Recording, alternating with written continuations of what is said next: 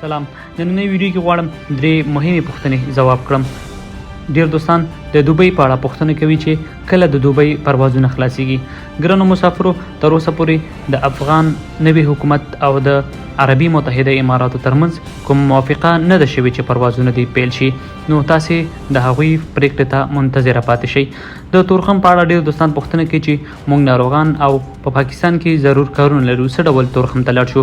ګرانو دوستانو، په پرون وزیرانو شورا غونډه کې د پاکستان صدر اعظم عمران خان د ګیټ پاس هغه کومه ورقه چې هغه د ختمه کړې ده، نو وای ډیر ژر به په ویزې باندې په دغه لاره تګ راتګ پیل شي. د سعودي د پروازونو په اړه ډېرې پوښتنې له ما څخه کیږي چې کله سعودي عربستان ته پروازونه پیلېږي. پرون په سعودي عربستان کې د افغان سفارت له لوري د سعودي عربستان له حکومت سره تر یوې هوکړې وروسته یوازې د یو طرفه پروازونو د پیل خبر ورک. یوازې د سعودي عربستان څخه کابل ته پروازونه اوس مهال شونه دي.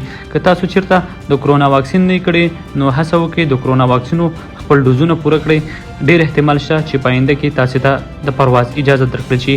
نو هیله ده د کرونا واکسین وکړئ او د توکل نه چې کوم ځانګړی اپلیکیشن دی هغې ته یې واستوئ. که یې په اړه طریقه یا کوم مشکل لرئ، کولی شئ موږ سره د میسنجر له لارې خپل پیغام شریک کړئ او کولی شئ په اړه یو ویډیو هم په یوټیوب کې وګورئ چې څه ډول د کرونا واکسین خپل توکل نه ته اپلوډ کړو.